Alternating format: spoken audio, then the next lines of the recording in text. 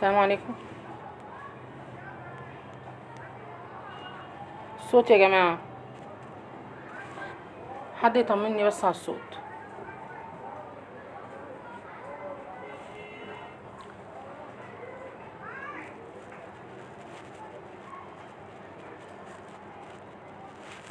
لايف مهم، بس يا رب الناس تجمع. وانا نوهت ان انا طالعه، وانا عارفه ان انا ما بطلعش كتير اصلا، لان حاجات كتير قوي ما تخصنيش ومش عايزه اتكلم فيها يعني.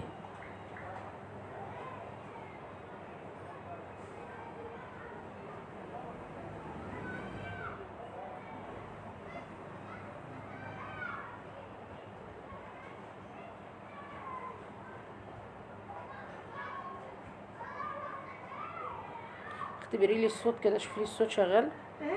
شوفي لي الصوت شغال عندك على اللايف.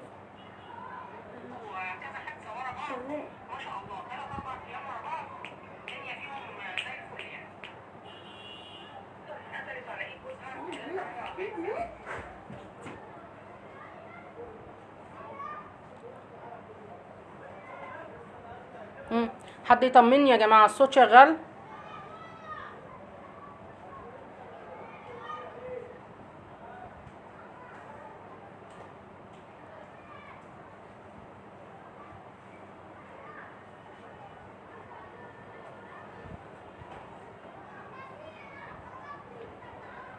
انا مستنيه بس هبدأ، بس الناس تدخل او يحصل بس تجمع عدد، عشان هو كده كده اللايف متسجل وهيتسمع، وانتوا بايديكوا تشيروه وترفعوه لاكبر جروبات، وبايديكوا ان انتوا ما يتشيرش وما يترفعش وخلاص الموضوع يتسكت عليه.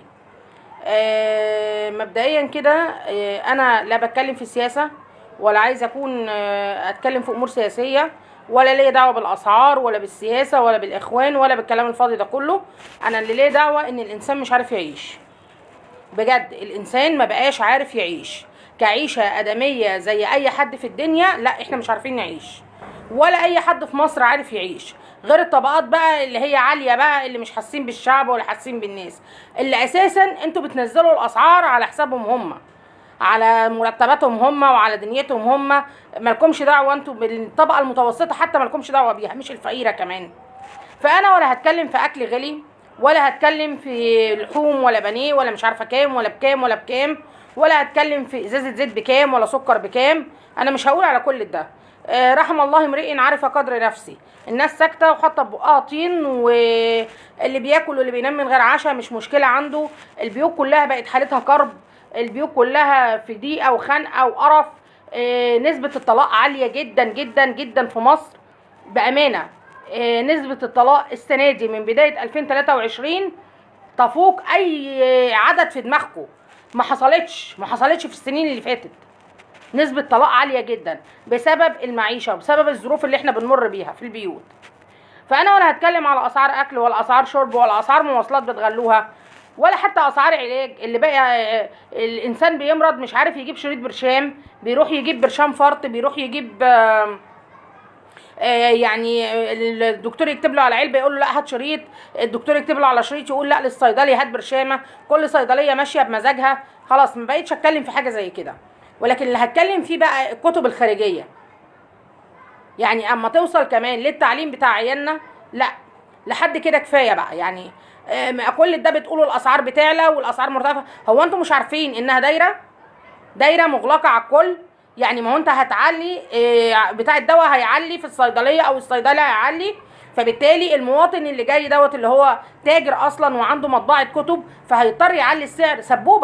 سبوبه جاياله داخله عليه سنه دراسيه جديده، ليه ما يعليش؟ هتقول لي ما يلتزموا بكتب المدرسه. مفيش طالب في مستوى على مستوى جمهوريه مصر العربيه بيلتزم بكتب المدرسه. احنا بنضحك على روحنا؟ ولا تقول لي اوائل بقى بيطلعوا من اوائل الثانويه العامه ملتزمين بكتب المدرسه، ولا من الاعداديه، ولا من الكلام الفاضي ده. احنا بنضحك زي كده. الدروس الخصوصيه، لا العيال بتنجح من غير ما تاخد دروس خصوصيه. مفيش الكلام ده. يعني احنا عارفين كلنا مستوى العيال في مصر عامل ازاي، ومستوى التعليم في مصر عامل ازاي. بفضل الله احنا لا تعليم ولا علاج. خلاص بقينا في الحضيض، لا تعليم ولا علاج. لكن توصل ان انت تعليلي الكتب الخارجيه بالاسعار دي وتوصل ان على قناه بس مصري او قناه مصريه، مش هقول لك قناه من قنوات الاخوان ولا قناه ولا ده ولا ده، قناه مصريه تتصل باحد المسؤولين عن الكتب الخارجيه تقول له الاسعار عليت ليه كده، يقول لها اصلها زادت 40%.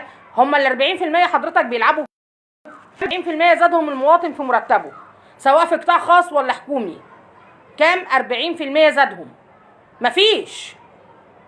عشان تزود لي دواء 50%، تزود لي لحوم وبروتين ومش عارفه 40%، تزود لي اسعار كتب 40%، كشاكيل وورق 40%. اللي عنده عيل واثنين وثلاثه هيعلموا ازاي؟ يعني انتوا عايزين الناس تبقى اميين ولا بتشجعوا المدرسين يحطوا العيال تحت دروسهم اكتر ما هم حاطينهم؟ انتوا عايزين ايه؟ عايزين الناس ما تعلمش عيالها وتقول لهم لا اقعدوا في البيوت بقى ما معناش فلوس نعلمكم؟ ما هو الاب النهارده هيلاحق على ايه؟ ولا الناس تموت روحها، ولا حالات الانتحار تزيد، ولا عايزين ايه يعني؟ يعني لما يكون الاب النهارده عنده عيل او 2 أو 3 يصرف عليه كام في الشهر ولا في السنه عشان يعلمه؟ يبقى هو حرم نفسه من المدارس الخاصه وما دخلوش مدارس خاصه ودخله ورماه في مدارس حكومه اللي هي تحت الانقاض. انا بسمي المدارس الحكومه دي تحت الانقاض. الله يعين كل ولي امر ولاده في مدارس حكومه مش خاصه، لان الخاصه هو عارف اذا كان مقدرته ولا لا ومدخله بمزاجه، انما ده في حكومه وانت بتفرض عليه، بتحط الجزمه فوق دماغه اللي هو اصرف غصب عنك. يعني انا دخلته خاصه او ما دخلتوش خاصه انت هتصرف. انا مدخل ابني حكومه علشان ابني بيتعلم بمصاريف قليله. المفروض ان في حاجه اسمها تعليم مجاني. الحمد لله انتوا لغيتوا مجانيه التعليم، خلاص ما بقاش فيه مجانيه تعليم. لما يروح ولي الامر يدفع لابنه مصاريف دراسيه 400 و500 في السنه، ويروح يجيب له كتب في الترم الاول بس تعدي ال1000 وال1000 ونص، وغير المدرس اما يجي له ولا يروح ياخد معاه درس ولا في سنتر حتى ولا في اي داهيه يدفع في الشهر مثلا ليه بتاع 1000 ولا 1000 ونص تاني دروس. ياكل بيته بقى بكام ويشربه بكام ويشتغل هو كام ساعه عشان يكفي، ويروح شغله بكام، ياخد مصروف في جيبه يروح شغله بيه، وياكل هو بكام ويعالج بكام ويلبس بكام، ولسه اليونيفورم ما نزلش طبعا. لسه لما تنزلوا اليونيفورم واسعار اليونيفورم. انتوا عايزين الناس توصل لفين؟ يعني انتوا مش مكفيكوا حالات الانتحار، مش مكفيكوا حالات الطلاق، مش مكفيكوا حالات القتل بين الازواج، كل واحد بيقتل مراته كل يوم حاله واثنين وعشرة قتل.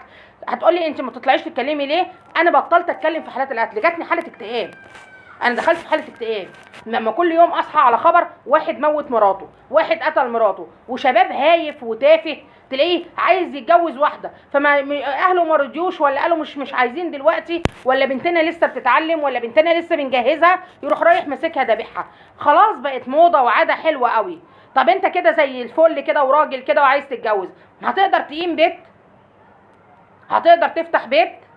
ده بقى يرجع للاهل بقى وللاسره اللي مش عارفين يربوا. والله يكون في عون الاهل. ما هو احنا طول ما احنا الاهل الام والاب منحورين طول النهار عشان يجيبوا القرش، بالليل وبالنهار شغالين، ما لهمش دعوه بعيالهم، هيربوا امتى؟ ما بقاش في وقت للتربيه خلاص. هو الحمد لله هتطلع اجيال فاسده واجيال اميه، ما بقاش في وقت للتربيه خلاص. انا كل اللي بقوله يا جماعه نعمل حمله. انا ما بشجعش على الانقلاب والتمرد والكلام الفاضي ده، لا، يتعمل حمله بقى من اولياء الامور، وهي فعلا بالفعل معموله على الفيس من غير ما انا اقول ولا اقترح، لان كده كل مدرس هيحط ايده هيخلي الطلبه واولياء الامور بتاعه الطلبه يعني تحت دروس المدرسين. فانا بقول للمدرسين اتقوا ربنا، اتقوا ربنا، اتقوا يوما ترجعون فيه الى الله. اتقوا ربنا. لما مدرس يقول لولي الامر انا عايز ابدا من دلوقتي في المنهج عشان المنهج كبير، منهج ايه اللي كبير اللي انت عايز تبداه من نص 8 ولا من 8 مع الطالب، وهوب يجي قبل الامتحان كده سبحان الله الوحي ينزل على الوزير قبل الامتحان وعلى الناس المسؤولين، فيطلع يقول لك نص المنهج اتلغى. فيبقى ولي الامر اللي تعب ودفع لك دوت فلوسه مرميه في الارض عشان حضرتك بتسربع ولي الامر تقول له ابتدي تاسيس، ابتدي اسس العيال اللي مش متاسسه، ابتدي يفكرهم باللي فات، ابتدي كده. انما هتقول لي ابتدي منهج من دلوقتي يبقى حسبنا الله ونعم الوكيل فيك. اي مدرس هيقول ببتدي منهج من دلوقتي وشايف ان الطالب بتاعه مش متاسس يبقى حسبنا الله ونعم الوكيل فيه، لان هو اصلا مش عارف يقرا ولا يكتب، انت هتبتدي له منهج ايه؟ دي حاجه. يبقى من ناحيه المدرسين اتقوا الله، كفايه اللي اولياء الامور فيه من ناحيه الكتب الخارجيه. ثانيا بقى اي مدرس يا جماعه، اي مدرس او اي مدرسه، كلام موجه للمدرسين، اي مدرس واي مدرسه لو سمحتوا يقدر يعمل تلخيص للكتاب الخارجي، يقدر يعمل ملزمه اقتصاديه لاولياء الامور، حرام عليكم اعملوها. انت لو جبت كتاب واحد ب 150 جنيه مثلا من الكتب اللي نازله، وهتعمل ملزمه هتبيعها ب 20 ب 30 ب 40 جنيه مثلا، هتجمع قد الكتاب 20 مره، لان الناس كلها هتاخد منك، اولياء الامور كلهم هياخدوا منك ومش هيجيبوا من الكتب الخارجيه. هو مش حرام، لا خلاص، يعني انتوا كاصحاب مطابع بقى وكاصحاب نشر وحقوق نشر وبتاع، اعملوا الكتب بقى براحتكم وعلوا الاسعار براحتكم. اي مدرس هياخد الكتب هيعمل لها تلخيص ويبيعها لاولياء الامور، بس بقى رجاء لو المدرسين عملت كده تبيعها باسعار مخفضه، ما تبقاش انت ودار الكتب ولا دار النشر على ولي الامر، كفايه خلاص. ثانيا بقى للناس اصحاب المطابع واللي هم عندهم ورق وبيعملوا كشاكيل وبيعملوا كتب خارجيه، اتقوا الله، اتقوا الله. هتروحوا من ربنا فين؟ لما تخلي لي الكشكول ب7 جنيه هتروح من ربنا فين بقى؟ لما واحد مثلا عنده 3 اطفال يجيب لهم كشاكيل بكام؟ يجيب لهم ادوات مكتبيه بكام؟ ده غير الكتب الخارجيه وغير الدروس وغير المصروف كل يوم. اتقوا ربنا يا جماعه خلاص. فاي مدرس هيقدر يساعد بانه يعمل تلخيص للطالب، يعمل له تلخيص ويبيعه بسعر مخفض. الحاجه الثانيه اللي عنده كتب خارجيه قديمه، ده الحل الوحيد اللي نقدر نعمله احنا كمصريين مع بعض. اللي عنده كتب خارجيه قديمه مش محلول فيها يقدر يساعد بيها الطلبه، ساعد بيها الطلبه واعرضها على النت باسعار مخفضه. لو انت محتاج، مش محتاج وربنا ميسر لك الطريق، اعرضها على النت ببلاش.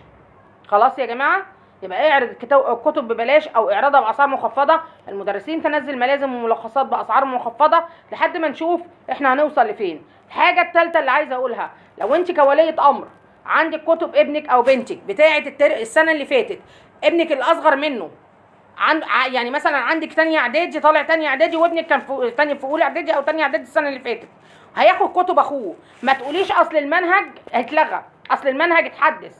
لا، دي حاجه تانية وقصه تانية ان المناهج تتحدث عشان يبيعوا كتب خارجيه اكتر. لا، ما حدش يقول كده. هي المناهج، هو لغى بعض اجزاء من الدروس، لغى بعض يونتات من الوحدات، ما لغاش كل المنهج ولا لغى حاجات بالكامل ونزل دروس جديده. مفيش دروس جديده نزلت.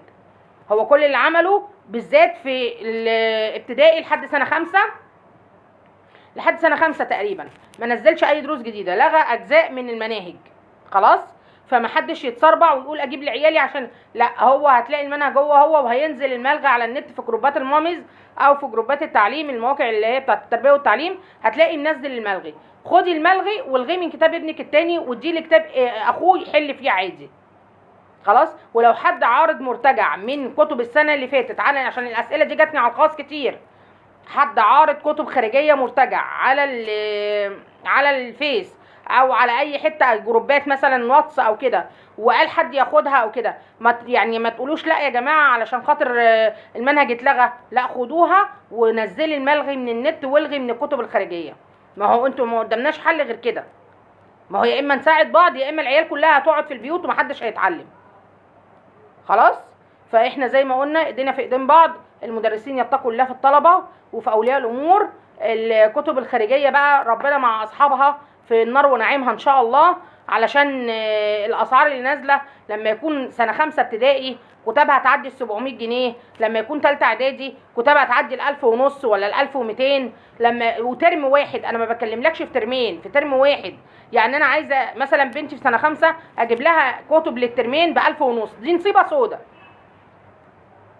اجيب كتب خارجيه ب1000 ونص، اجيب ملازم بكام، ادخل مدرس بيتي يدي دروس بكام. المدرسين بقى بتجلد اولياء الامور، هو ملوش دعوه يجيب كتاب خارجي ما يجيبش كتاب خارجي، هو ليه دعوه ان الاخر عايز ياكل عياله وياكل بيته ويعيش دنيته فيعلي في السعر على ولي الامر. احنا بنطحن الناس، بنطحنهم واحنا مش عارفين بنعمل ايه. ويقول لك ما انا لو قللت من قيمتي الماديه ولي الامر هيقول عليا ان انا مدرس اي كلام. مين قال لك كده؟ مين قال لك ان انت لما تقلل من قيمتك الماديه ولي الامر هيقول عليك ان انت مدرس اي كلام؟ لا، مفيش الكلام ده. ده انت لما تقلل من قيمتك الماديه الطلبه هتدعي لك، اولياء الامور هتدعي لك. يكفي يا سيدي ان في دعوه هتقعد لك في السماء عند ربنا. اتقوا الله ونتقي الله ببعض. الناس مش متقيه الله ببعضها، نتقي الله ببعض. مالكمش دعوه بالمسؤولين، مالكمش دعوه بالمسؤولين ولا اصحاب الشركات. كل واحد عنده مطبعه عامل فيها ان هو خلاص مفيش اقوى منه. بيحط الاسعار اللي هو عايزها، زي بتوع الصيدليات كده، تجيب دواء من صيدليه بعد ساعه تروح تجيبه من صيدليه تانية بسعر تاني. خلاص هو ولا بقى في رقابه. لو كان في رقابه والناس حاسه بالدوله فعلا فيها مسؤولين حاسين بالناس، مش هيخلوا ابدا كتاب خارجي ينزل ب 250 و300 جنيه للطالب. مفيش الكلام ده، ما حصلش ان كتاب خارجي ينزل ب 300 وب 250 للطالب. فنتقي الله ببعض عشان نعدي السنه دي، يمكن لعل وعسى يحصل قرارات، يحصل رقابه من المسؤولين. احنا بنناشد رئاسه الوزراء، بنناشد وزير التربيه والتعليم، مفيش حاجه اسمها ذاكر من كتاب المدرسه. في طلبه كتير سيادتك عارف ان قدراتهم العقليه والذهنيه مش هتوصل لشرح كتاب المدرسه. انا بدفع لك مصروفاتي المدرسيه عشان اخد الكتب مش اكتر واحضر بيها في الفصل، انما الكتاب الخارجي كلنا عارفين ان الطلبه معتمدين عليه. بلاش تضغطوا على الناس اكتر من كده، بلاش توصلوا الناس لحاجات انتوا مش هتبقوا قدها. بلاش. بنناشد اي حد مسؤول في الدوله يتدخل في كارثه الكتب الخارجيه. مفيش حاجه اسمها هنعمل مقاطعه، هتقاطع يعني هتخلي ابنك امي. الحل الوحيد، مفيش حد يقول انا هطلع اعمل مقاطعه للكتب الخارجيه. حلك الوحيد ان انت يا اما تبادر بكتب خارجيه قديمه عندك تعرضها لو هي كويسه ومش محلول، يعني مش كلها محلوله او محلوله بالرصاص ممكن تتمسح. وبقول لاولياء الامور تاني، مش كل المنهج اتلغى، اجزاء من المناهج اللي اتلغت مش كله.